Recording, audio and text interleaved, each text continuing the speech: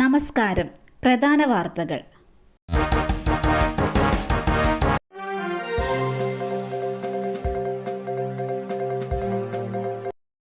SFIയുടെ രക്തം കുടിക്കാൻ ആരെയും അനുവദിക്കില്ല. ബിനോയ് വിശ്വത്തിന് മറുപടിയുമായി AK ബാലൻ. SFIക്കാർക്ക് ഇടതുപക്ഷമെന്ന വാക്കിന്റെ അർത്ഥം പോലും അറിയില്ലെന്ന് പറഞ്ഞ CPI സംസ്ഥാന സെക്രട്ടറി ബിനോയ് വിശ്വത്തിന് മറുപടിയുമായി CPM നേതാവ് AK ബാലൻ. വഴിയിൽ കിട്ടിയ ചെണ്ടയല്ല SFI എന്നും CPM മുന്നണിക്കുള്ള ആളായാലും പുറത്തുള്ള ആളായാലും SFIയുടെ രക്തം കുടിക്കാൻ അനുവദിക്കില്ല എന്നായിരുന്നു അദ്ദേഹത്തിന്റെ പ്രതികരണം. SFIയുടെ പ്രവർത്തനത്തിൽ എന്തെങ്കിലും പിശകുണ്ടായിട്ടുണ്ടെങ്കിൽ അവർ തിരുത്തുമെന്നും ബാലൻ മാധ്യമങ്ങളോട് പറഞ്ഞു.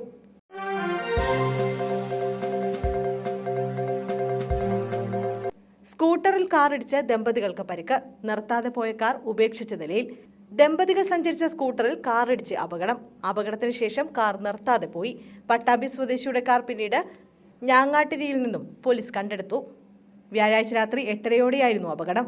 തിരുമറ്റക്കാട് ദുബായ് റോഡിന് സമീപമുണ്ടായ വാഹനാപകടത്തിൽ ദമ്പതികളായ ഇരിങ്ങറ്റൂർ സ്വദേശികളായ ചന്ദ്രനും ഭാര്യ സുനിതയ്ക്കും ഗുരുതരമായി പരിക്കേറ്റിരുന്നു.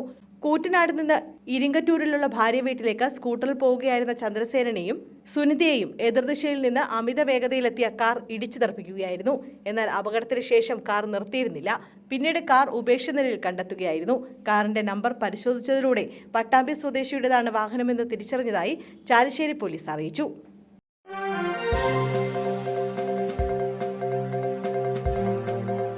സാത്താൻ സേവ കൂട്ടക്കൊല ഇന്ന് കുറ്റപത്രം വായിക്കും. തിരുവനന്തപുരം നന്ദൻകോട് കൂട്ടക്കൊലക്കേസിൽ ഇന്ന് കുറ്റപത്രം വായിക്കും. വിചാരണ നേരിടാനുള്ള മാനസിക പ്രാപ്തി മുഖ്യപ്രതി കേഡൽ ജിൻസൺ രാജയ്ക്ക് ഉണ്ടെന്ന ഡോക്ടർമാരുടെ റിപ്പോർട്ടിനെ തുടർന്നാണ് കുറ്റപത്രം വായിക്കാൻ കോടതി നിശ്ചയിച്ചത്. ഇത് സംബന്ധിച്ച ആരോഗ്യ റിപ്പോർട്ട് കോടതിയിൽ സമർപ്പിച്ചിരുന്നു. തിരുവനന്തപുരം അഡീഷണൽ സെഷൻസ് കോടതിയിലാണ് കേസ് പരിഗണിക്കുന്നത്. കേദലിനെതിരെ ഗുരുതര കുറ്റങ്ങളാണ് കുറ്റപത്രത്തിൽ ചുമത്തിയിട്ടുള്ളത്. കൊലപാതകം, തെളിവ് നശിപ്പിക്കൽ, മാരകായുധങ്ങൾ ഉപയോഗിച്ച് പരിക്കേൽപ്പിക്കുക, വീട് നശിപ്പിക്കൽ എന്നീ വകുപ്പുകളാണ് പ്രതിക്കെതിരെ ചുമത്തിയിരിക്കുന്നത്.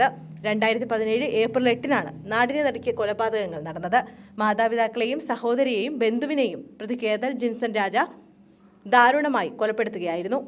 ഡോക്ടർ ജീൻ പത്മ, ഭർത്താവ് റിട്ടയർ പ്രൊഫസർ രാജതങ്കം, മകൾ കരോലിൻ, ജീന്റെ ബന്ധു ലളിത എന്നിവരെയാണ് മരിച്ച നിലയിൽ കണ്ടെത്തിയത്.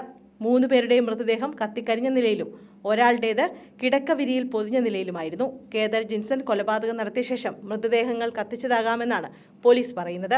ആത്മാവ് ശരീരത്തു നിന്നും വേർപിരിയുന്ന ആസ്ട്രൽ പ്രൊജക്ഷന്റെ ഭാഗമായാണ് താൻ ഈ കൊലപാതകങ്ങൾ ചെയ്തതെന്നാണ് കേദൽ പോലീസിനോട് പറഞ്ഞിരുന്നത്.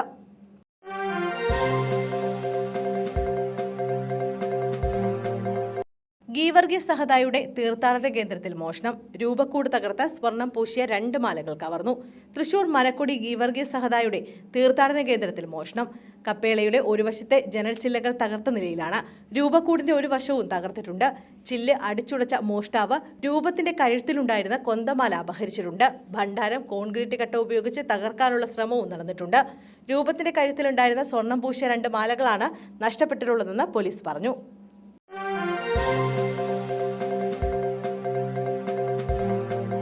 നന്മ ലക്ഷ്യമിട്ട് അധ്യാപകർ വിദ്യാർത്ഥികളെ ശിക്ഷിക്കുന്നത് ക്രിമിനൽ കുറ്റമല്ലെന്ന് കോടതി. വിദ്യാർത്ഥികളുടെ നന്മ ലക്ഷ്യമിട്ടും സ്ഥാപനത്തിന്റെ അച്ചടക്ക സംരക്ഷണത്തിനും അധ്യാപകർ വിദ്യാർത്ഥിയെ ശിക്ഷിക്കുന്നത് ക്രിമിനൽ കുറ്റമായി കരുതാനാവില്ലെന്ന് ഹൈക്കോടതി. എന്നാൽ പെട്ടെന്നുള്ള കോപത്തിൽ കുട്ടിയുടെ ആരോഗ്യത്തെ ബാധിക്കുന്ന വിധത്തിൽ മർദ്ദിക്കുന്നത് അധ്യാപകന്റെ അവകാശമായി അംഗീകരിക്കാനാകില്ലെന്നും കോടതി വ്യക്തമാക്കി. ക്ലാസ് പരീക്ഷയിൽ മാർക്ക് കുറഞ്ഞതിന്റെ പേരിൽ പെരുമ്പാവൂരിൽ 8ാം ക്ലാസ് വിദ്യാർത്ഥിനിയെ തല്ലിയ അധ്യാപകനെതിരെ കോടനാട് പോലീസ് രജിസ്റ്റർ ചെയ്ത കേസിലെ നടപടികൾ റദ്ദാക്കിയാണ് ജസ്റ്റിസ് A ബദറുദ്ദീന്റെ ഉത്തരവ്. സാഹചര്യങ്ങളും ശിക്ഷയുടെ ആഴവും ഗൗരവവും കൂടി കണക്കിലെടുത്ത ഇത്തരം സംഭവത്തിൽ ക്രിമിനൽ കുറ്റം നിർണ്ണയിക്കാനാകുമെന്നും കോടതി വ്യക്തമാക്കി.